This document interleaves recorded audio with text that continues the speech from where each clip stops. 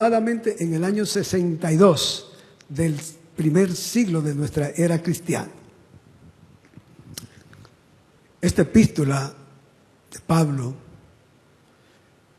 es muy significativa. Pablo en la prisión, si pudiéramos imaginárnoslo, no tenía toda la libertad para investigar, para poder darse a la escritura con facilidades. Sin embargo, se le permitió cierta libertad para la reflexión y para la lectura y para la escritura.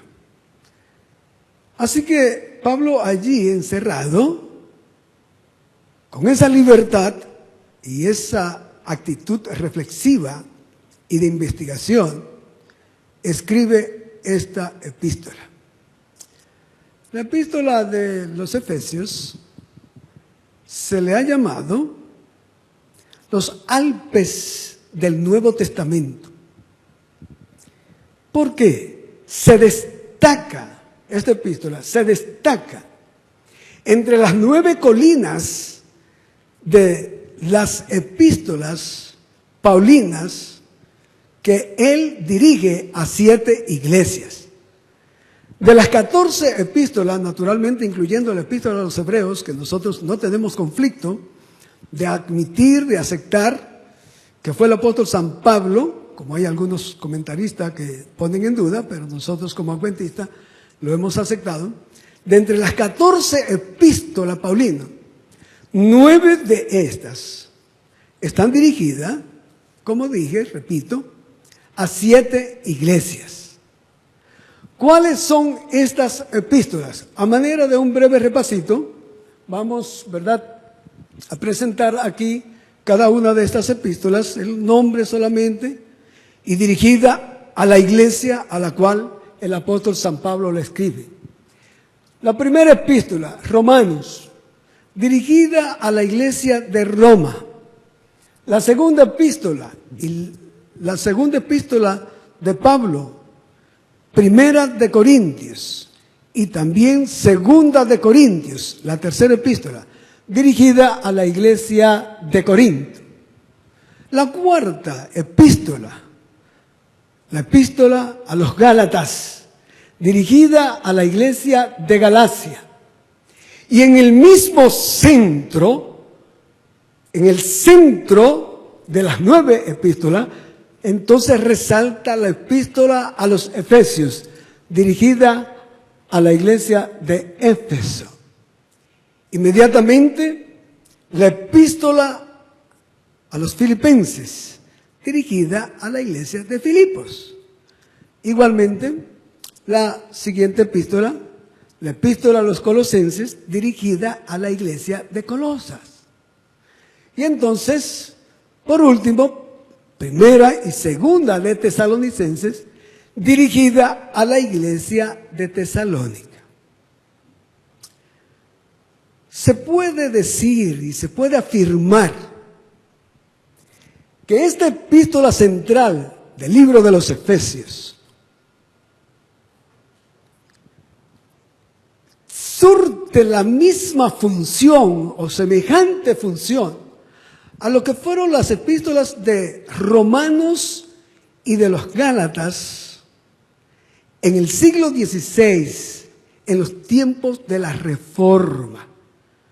Fueron epístolas que transformaron centenares y miles de personas, que hicieron que muchos de los estudiosos de la palabra pudieran tener un tipo de enfoque en su experiencia y en su relación con Dios.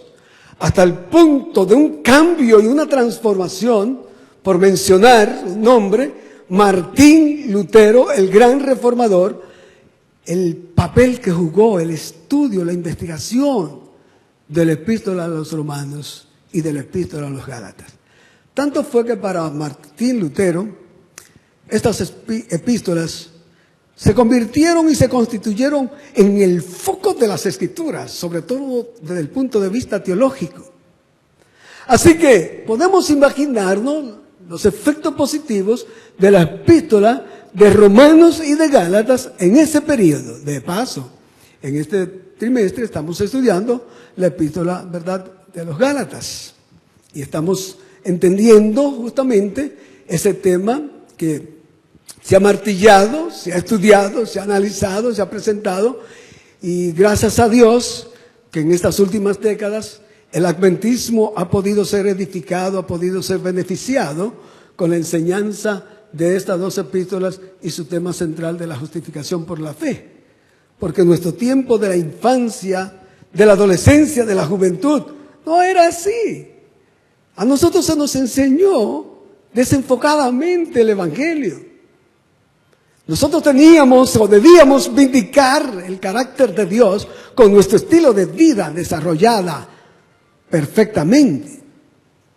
No es sino hasta cuando se presentan estas epístolas en el mundo, en el campo adventista, cuando el adventismo empieza a tener comprensión de la obra mediadora de Jesús y de la obra del Calvario de nuestro Señor Jesús. Así que esas epístolas, repito, centrales, muy importantes en los tiempos del siglo XVI, en la Reforma Protestante, la epístola a los Efesios, muy importante para la iglesia de hoy, para la iglesia cristiana universal. Esta epístola presenta enseñanzas muy cristocéntricas, doctrinas que verdaderamente nos llevan a que nosotros podamos enamorarnos de Jesús. Un enfoque único, un enfoque peculiar de esta epístola. Presenta algunos tópicos como Cristo, el centro y el fin de todas las cosas. Cumple su propósito mediante la iglesia. Presenta la unidad del cuerpo de Cristo por medio de la obra del Espíritu Santo. Nos deja ver el estilo de vida de una nueva criatura, de una persona cambiada, transformada. También nos presenta sabios consejos para los papás, para las mamás, esposas, esposos, hijos e hijas, empleados, empleadores. ¿Qué no tiene esta epístola? Si nos dedicamos a estudiarla, como escuché hace poco tiempo en una de las iglesias de Orlando, la Florida, narrando un pastor una experiencia de un compañero de estudio en los años de universidad, que su profesor le retaba, lo desafiaba, a que el estudio de la Biblia demandaba taladrar profundamente, cavar profundamente. Y él entonces, en una forma humorística, contó de que en un día de un examen, uno de sus compañeros, que había estudiado igual que él, puesto que habían repasado juntos y conocía, dominaba el material, pero parece ser que en algunas ocasiones, ¿verdad?, la hora del examen, pues se pone uno un poco trinco y se olvida el material. Y entonces este compañero de este pastor que narraba la experiencia dice que no pudo hacer gran cosa en el examen, fracasó el examen. Y luego entonces ese compañero de él, ese pastor que narra la historia, dice: ¿qué te pasó a ti? Y él dice: parece ser que el taladro se me rompió mientras yo hacía el examen. Se me partió el taladro, es decir, se le fue todo, se quedó en blanco. La Biblia demanda, y la epístola de los Efesios, que profundicemos, que ahondemos, que analicemos texto por texto, capítulo por capítulo. Hay dos grandes divisiones en esta epístola a los Efesios, cubriendo dos temas especiales. Los primeros 3 capítulos pues giran en torno al tema que vamos a tratar de desarrollar en los minutos siguientes. ¿Qué es la iglesia? Y los últimos 3 capítulos, 4, 5 y 6, entonces nos presenta allí cómo debe vivir todo miembro del cuerpo de Cristo. No solamente la importancia de lo que es la iglesia, sino cómo debe de vivir aquel que es parte del cuerpo de Cristo, su iglesia.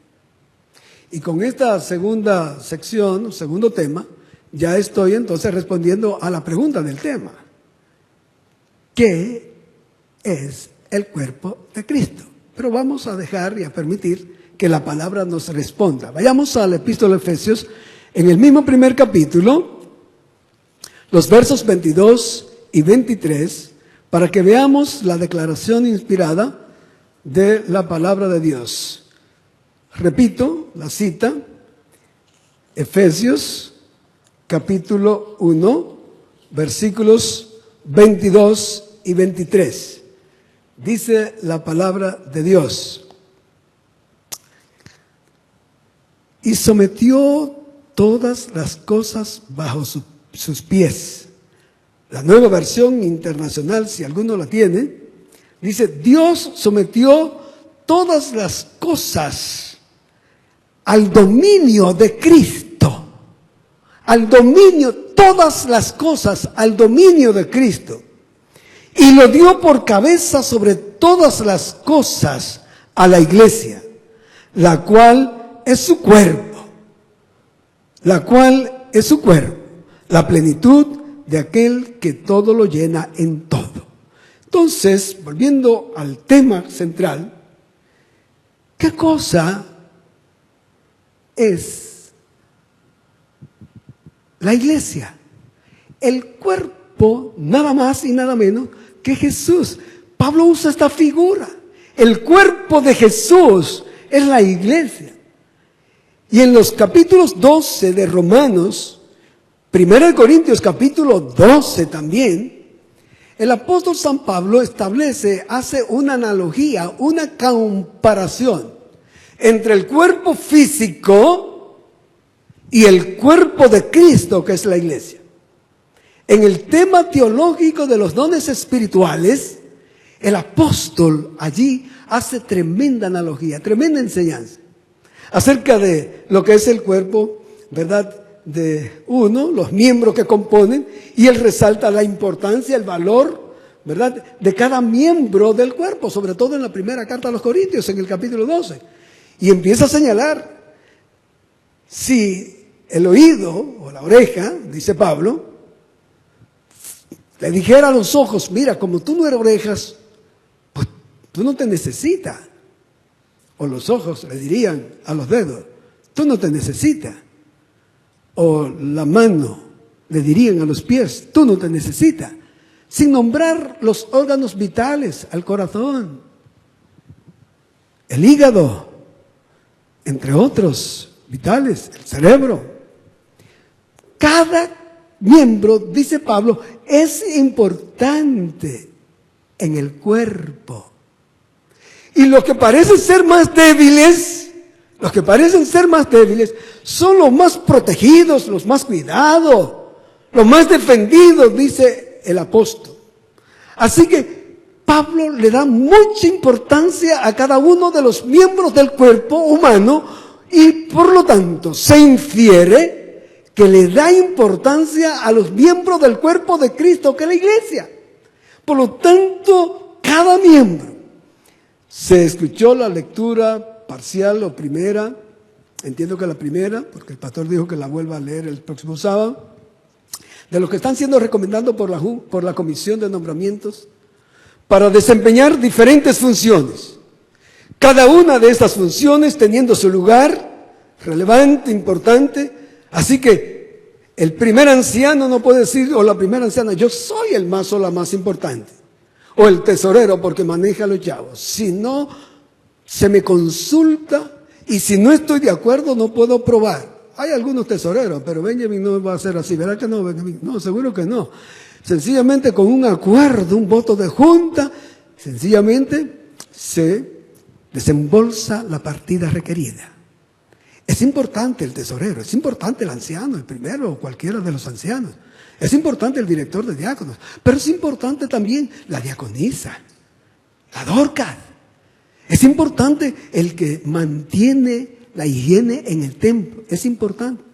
Y entonces Pablo aquí resalta justamente el valor y la importancia de cada miembro. ¿Por qué? Porque es parte del cuerpo de Cristo. Hermano, usted puede imaginarse que Benjamín, que Lizardo esté formando parte del cuerpo de Cristo. Que cada uno de ustedes, ¿verdad?, puede estar formando parte del cuerpo de Cristo. Sí, formamos parte del cuerpo de Cristo, porque es determinación de Dios como soberano. Sencillamente así Él lo ha establecido, así Él se ha complacido y nos ha dado el privilegio de esto. Me gusta y me encanta, ¿verdad?, las diferentes bendiciones que Dios le confiere, le concede a los miembros del cuerpo de Jesús. Primera bendición. Después de introducir con unas palabras de un corto saludo, Pablo presenta entonces la primera bendición, lo que tuvo el pastor para la amabilidad de leer. Dice Efesios 1, 3 y 4. Bendito sea el Dios y Padre de nuestro Señor Jesucristo, que nos bendijo con toda bendición espiritual en los lugares celestiales. Toda bendición espiritual. Hermanos, si usted de verdad reconoce las bendiciones que Dios les da desde el punto de vista espiritual.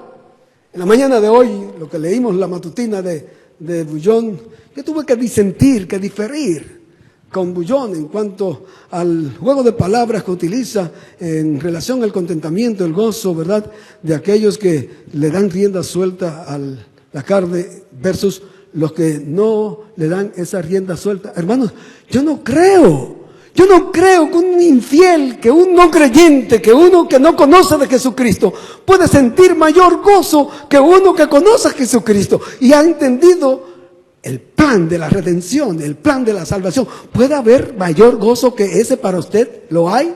Yo no sé si usted lo tiene. Si usted lo tiene, en esta noche a la salida me lo deja saber, por favor, a ver qué cosa le llena más que el plan de rescate, de restauración, de redención. Así que en el plano espiritual, nosotros somos bendecidos superabundantemente, porque tenemos la gracia de Dios que nos favorece para nosotros disfrutar de paz mental, emocional, tranquilidad. Nuestros hijos desarrollados, criados en un hogar donde se adora a Dios, donde se le da el primer lugar a Dios desde tempranas horas de la mañana, donde se clama al Señor demandando dirección, compañía, en favor de cada uno de los miembros. ¡Qué mayor bendición que esa! Cuando usted va a desayunar o cuando va a almorzar, tener usted la sensatez, ser sensato y reconocer que la provisión de sus alimentos y las condiciones físicas para ingerirlo no es suyo, sino que proviene de Dios. Esas son bendiciones espirituales y podríamos pasarnos todo el resto del tiempo solamente nombrando esta. Pero tengo que seguir porque quiero cubrir algo más. La siguiente bendición. Nos escogió en el verso 4. En Él, antes de la fundación del mundo, para que fuésemos santos y sin mancha delante de Él. Santos y sin mancha delante de Él. En el capítulo 5, ¿verdad? El apóstol San Pablo, de esta misma epístola, la parte final del verso 25, él dice: Cristo amó a la iglesia y se entregó a sí mismo por ella, para santificarla, habiéndola purificado en el lavamiento del agua por la palabra, a fin de presentársela a sí mismo una iglesia gloriosa que no tuviese mancha ni arruga ni cosa semejante, sino que fuese santa y sin mancha. El cuerpo de Cristo, la iglesia, el miembro de la iglesia, cada uno de nosotros, el apóstol San Pablo está aquí retándonos, desafiándonos, porque nos dice que después de recibir tantas bendiciones espirituales, se nos ha escogido, se nos ha llamado, se nos ha determinado a que seamos gente santa. Conocemos, ¿verdad?, las implicaciones o la connotación, el sentido de la palabra santo. Uno separado algo sublime, sagrado, no corriente, nada chabacano. Sencillamente usted está enfocado en la eternidad. Es verdad que trabaja. Es verdad que hay muchas cosas que son importantes en el aquí, en el ahora. Sí, el trabajo es importante, la familia es importante, las relaciones sociales es importante, pero nada de esto en lo absoluto puede compararse con la conexión con Dios, con la relación con Dios. Y ahora el Señor en esa dimensión espera que seamos santos. Él está esperando perfección de carácter. Ese tipo quizás de vida que a veces se experimenta entre los que son creyentes, de algunas diferencias, algunas peleitas, algunas declaraciones que nos vienen quizás a ser saludable para el hermano o la hermana. Hermano, eso no debe proceder de una persona santa, de un miembro del cuerpo de Cristo. Debemos proferir palabras tiernas, palabras amorosas, palabras compasivas. Me gustaba, ¿verdad?, la posición de Abraham Lincoln, el extinto presidente, ¿verdad?, de los Estados Unidos, que él tenía una filosofía y era: no voy a hablar nada mal de nadie, solo hablaré de la gente lo bueno que sé, lo bueno que sé. Hermanos, estamos viviendo en un tiempo ya que se empieza a calentar los motores para la campaña, ¿verdad?, política, aunque hay algunos aquí analistas que piensan que aquí nada más hay 4 años en cada periodo gubernamental de política, porque no se apean de la guagüita. Claro, esto me salió así, sin ningún tipo de promoción para nada. Sencillamente, política todo el tiempo. Y ya hoy, yo escuché alguna noticia radial de cómo se empieza a estrujarles declaraciones grotescas de algunos líderes políticos. Está bien que los políticos lo hagan, pero los que somos parte del cuerpo de Cristo no debe de proferirse palabras hirientes, hermanos, sino que debemos verdaderamente hablar de nuestros hermanos lo que pueda ser positivo, lo que pueda ser encomiable. Eso es lo que Pablo nos dice aquí. Y nuestra comunión con Dios y nuestra relación, primer lugar, para poder entonces asistir y atender nuestra familia en forma honorable, seria, respetuosa, tenemos que darle a Dios el primer lugar. Y tenemos que tener, ¿verdad?, tenemos que intimar con Jesús. Si nosotros no podemos lograr eso, ¿cómo vamos a tratar bien a mi esposa, a los hijos, a los nietos? Para podernos tratar bien como familia y como miembros del cuerpo de Cristo, tenemos que tener una relación estrecha con Jesús. Eso es lo que Pablo me dice aquí. Santos, hermanos. No voy a preguntar, pero ustedes pueden reflexionar. Si a usted se le diera la oportunidad de escoger una persona que admire por su estilo de vida cristiana, ¿la encontraría cerca de usted? ¿Estaría en este lugar? Claro que sí, las hay. Hay muchos casos de personajes que se destacan en la Biblia, tanto en el Nuevo Testamento como en el Antiguo Testamento, de hombres y mujeres que fueron santos. Podríamos mencionar un sinnúmero. Pero a mí me llama mucho la atención, me inspira a pensar entre Lot, Daniel. Me gusta mucho pensar en Lot. De Lot se dice en el mismo primer capítulo, el verso número 1, hubo en la tierra de Uz un varón perfecto, temeroso de Dios y apartado del mal. ¡Wow! Virtudes en un hombre, hermanos. Perfecto, temeroso de Dios y apartado del mal. ¿Podrá considerarse a Jod santo con toda la autoridad que la palabra nos declara? Claro que sí. Pero hay otro que me encanta y me fascina tanto como Jod. Se encuentra en el capítulo 5 del libro de Génesis, en el verso 24, que en cortas palabras se resume la vida de uno de los que vivió antes del diluvio, Enoc. ¿Qué se nos dice de Enoc?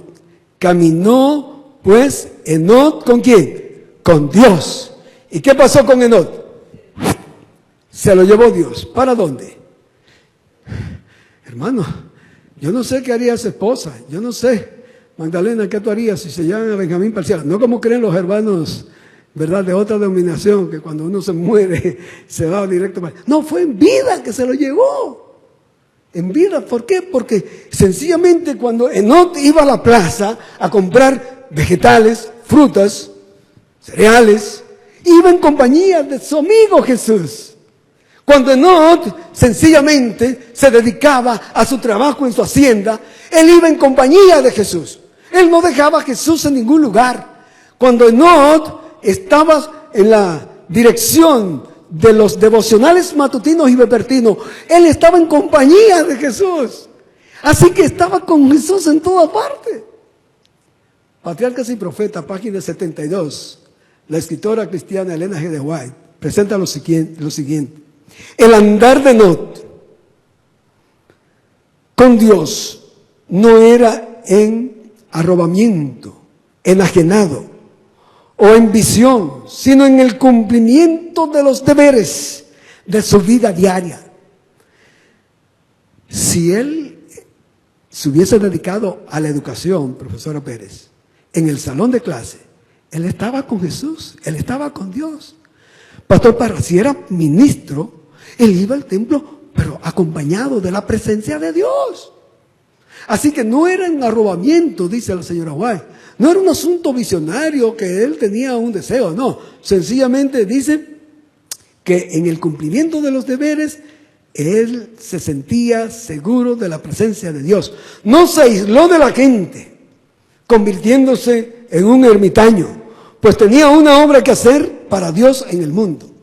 En el seno de la familia y en sus relaciones con los hombres, ora como esposo, ora como padre, ora como amigo, como ciudadano, fue firme y constante, siendo de Dios. Su corazón estaba en armonía con la voluntad de Dios. Y entonces enlaza una declaración del profeta Amós, la señora White, capítulo 3, verso 3. ¿Andarán dos juntos si no estuviesen de acuerdo?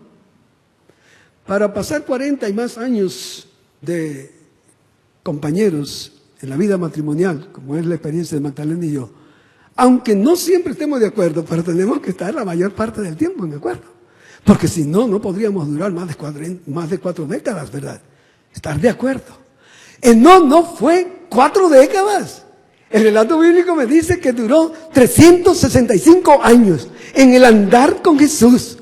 La vida suya, hermano, cuán hermosa, cuán diferente, como parte del cuerpo de Cristo, como miembro de la iglesia de Bellavista. Si usted pudiera tener ese tipo de experiencia de andar con Jesús durante toda su vida, cuán diferente sería la atmósfera en su hogar, en su lugar de trabajo, en el templo, mientras está en el salón de clase, mientras viaja, cuán diferente. Oh, hermanos, esta bendición superabundante de poder disfrutar del conocimiento de que somos llamados para vivir una vida santa, pues Hebreos 14:12 dice, sin santidad, ¿cuántos van a ver a Dios? Nadie verá a Dios. Y entonces, de las varias bendiciones que pensaba, ¿verdad?, analizar, voy a concluir con esta última bendición. Verso número 5. Nos escogió Dios en amor, habiéndonos predestinados para ser adoptados hijos suyos por medio de Jesucristo. Ser adoptados. Se conoce ya por la experiencia de aquellos padres que tienen hijos adoptados. No sé si hay alguien de los que nos escucha en esta hora o de los que nos está sintonizando a través de internet, que es un hijo o una hija adoptada, o si lo hay aquí, pueden tener la plena seguridad que el hecho de la adopción es algo que lo motiva el amor de un hombre, de una mujer, para poder adoptar un hijo. Yo tengo un sobrino de segunda generación, es decir, hijo de un sobrino, joven con su esposa, muy pocos años de casados. Ellos todavía no se han programado para tener hijos porque, pues como jóvenes, y ahora es diferente a los tiempos nuestros que nos casábamos, naturalmente quizás de alguna manera influido por la teología católica. La teología católica enseña claramente que cuando una pareja se casa y si tiene relaciones íntimas para tener muchachitos, si el Señor así lo permite, que eso de hacer planes para hacer ahorros y para poder viajar y para poder disfrutar de los primeros años, eso no va con la teología. Así que en los tiempos nuestros nos casábamos, ¿verdad? Y al poco tiempo, mi esposa no quedó embarazada en la primera semana, pero sí en el primer mes, yo creo, ¿verdad? Sí, porque eso era así, hermanos míos. Eso era así antes. Pero esta pareja, como le digo, de sobrinos, no tiene ese tipo de experiencia. Así que tienen ya un par de años, 2 años o 3, sin hijos, por los planes que están haciendo, la provisión que están contemplando. Pero la esposa de este sobrino es enfermera. Trabaja en un centro de cuidado de niños, quizás abandonados del departamento, ¿verdad? La familia lo cobra y lo coloca allí. Y esta señora, una sierva de Dios, porque tengo el placer de conocerla, es una anglosajona, pero una mujer completamente con un espíritu de cristianismo excepcional. Le llegó a la mano este niño, hijo de un afroamericano, el papá, y la mamá de una puertorriqueña. Este niño nació muy afectado de condiciones de salud porque los padres son drogadictos. Así que, ¿de qué no sufre este niño? Y aquella enfermera, mientras la cuidaba, la esposa de mi sobrino, sintió un tipo de apego a ese niño y se lo transmitió al esposo. Y lo han adoptado como hijo. Y recientemente lograron documentar la adopción total. Y ellos se sienten con un contentamiento que anoche me hablaba mi hermana mayor, que es la abuela de ese sobrino, diciéndome de cómo ellos le han enviado todo tipo, ¿verdad?, de fotos, documentos a ellos como abuelos y que lo van a distribuir a la familia para que sepamos que ese niño es su hijo. Es su hijo. Así que ellos están felices completamente. Y ese niño tiene que tener un servicio solamente 24 horas al día. 3 turnos de 8 horas. Porque las condiciones no permiten que él pueda estar solo. No tiene mucho tiempo de descanso. Porque los despierta la misma condición. Así que este niño, ¿verdad?, amado, cuidado por esos padres, que son los que han adoptado a ese niño, le ofrecen la vida. ¿Y qué nos habla el epístola a los Romanos acerca de la adopción? Vamos a ver lo que nos dice el apóstol San Pablo en Romanos, ahora 8:15. Pues no habéis recibido el espíritu de esclavitud para estar otra vez en temor, sino que habéis recibido el espíritu de adopción. De adopción. El Espíritu mismo da testimonio a nuestro espíritu de que somos hijos de Dios. El Espíritu mismo da testimonio de que somos hijos de Dios. Porque nosotros hemos sido adoptados. Porque los padres originales sencillamente nos vendieron a la suerte del pecado.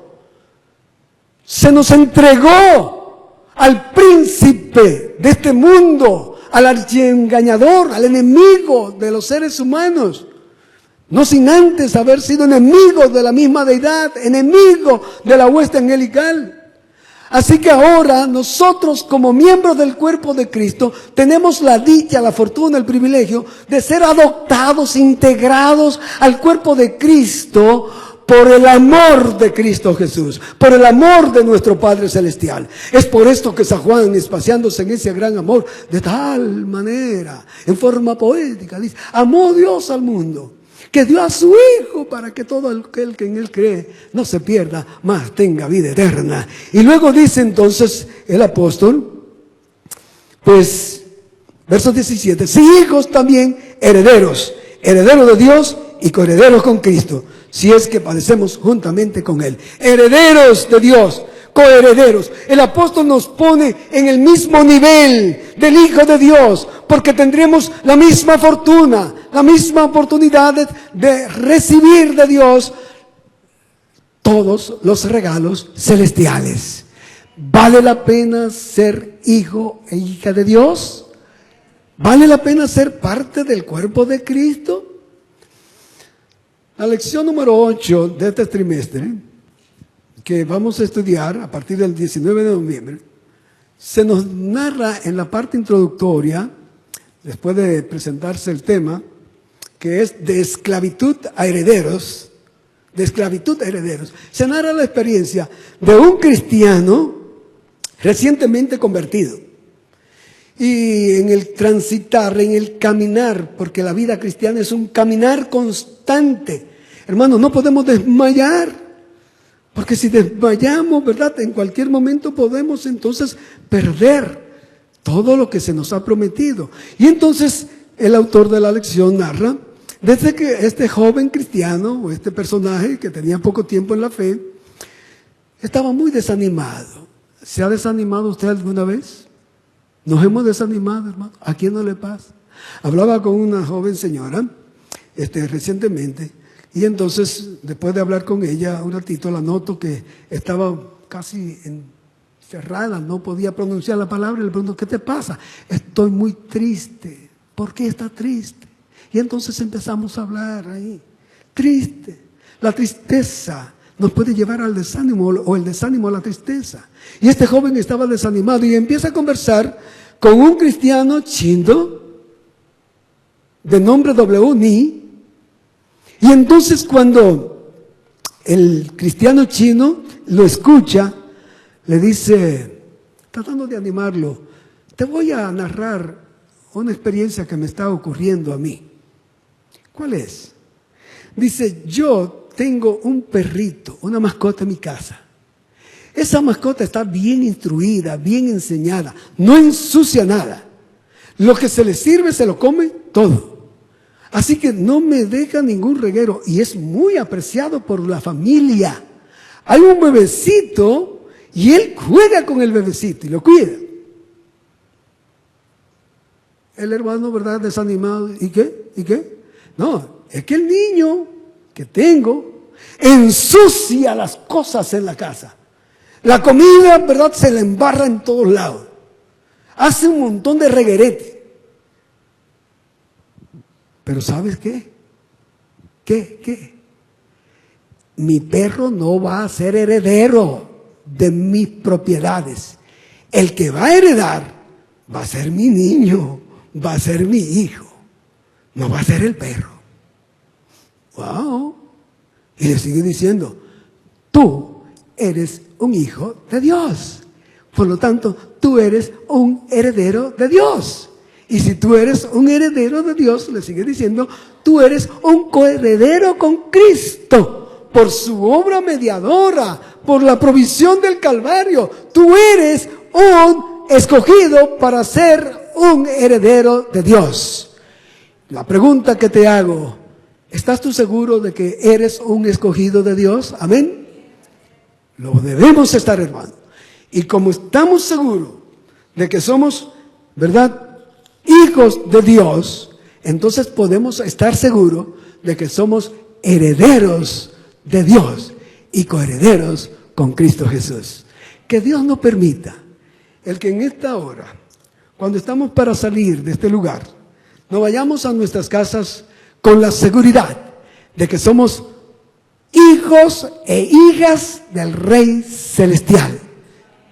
El apóstol Juan dice, mirad cuál amor nos ha dado el Padre. Que seamos llamados hijos de Dios, sin todavía nosotros estar. ¿Qué será cuando estemos, hermanos? Cielo nuevo, tierra nueva, es la que Dios tiene preparado para cada uno de sus hijos.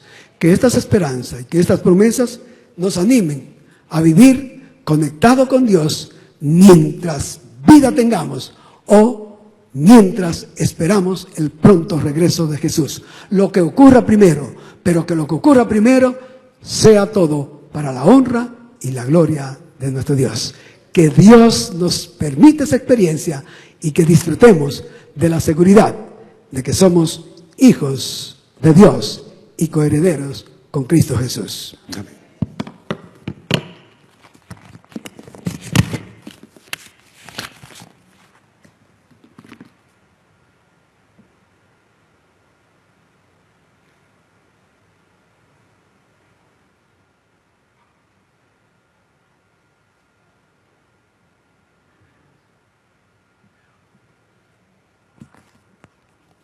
Iglesia de Cristo, reanima tu amor.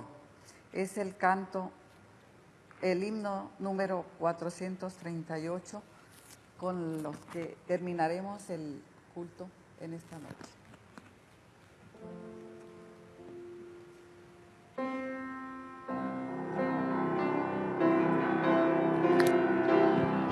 De pie, cantemos este hermoso himno para nuestro Señor. Himno 438, Iglesia de Cristo. Iglesia de Cristo, reanima tu amor y espera velando a tu angusto Señor. Jesús el esposo vestido de honor, viniendo se anuncia con fuerte clamor. Sin falta en algunos el santo fervor, la fe señan todos el despertador. Velar, compañeros, velad sin temor, que está con nosotros el Consolador. Quien sigue la senda del vil pecador, se entregue a los brazos del sueño traidor. Mas para los siervos del buen Salvador, velar esperando en su anhelo mejor.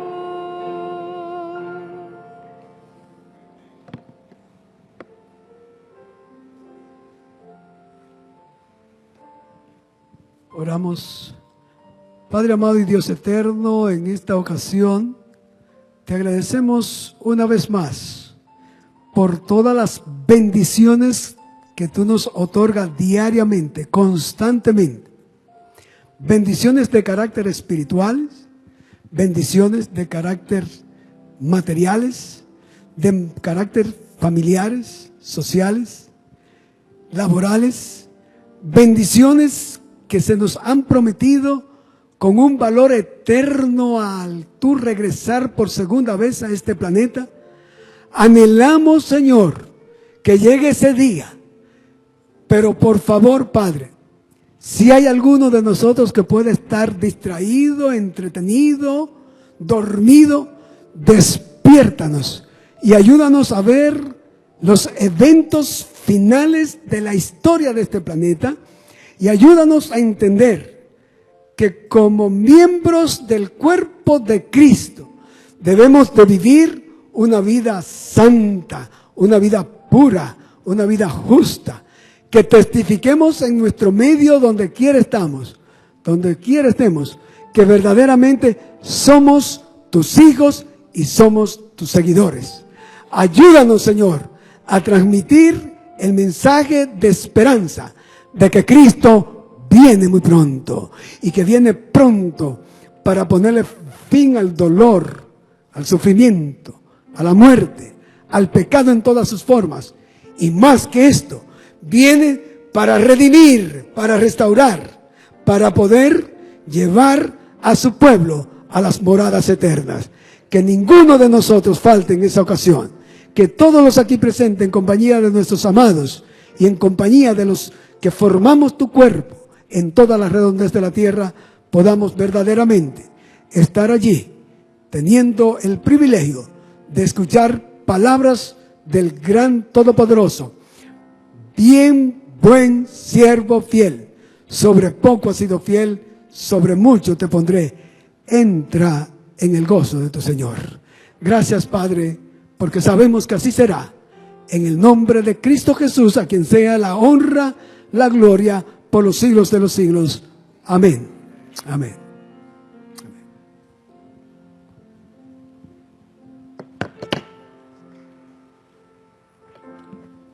Agradecemos a todos y cada uno de ustedes, a nuestros hermanos y amigos que nos acompañaron allí en el internet.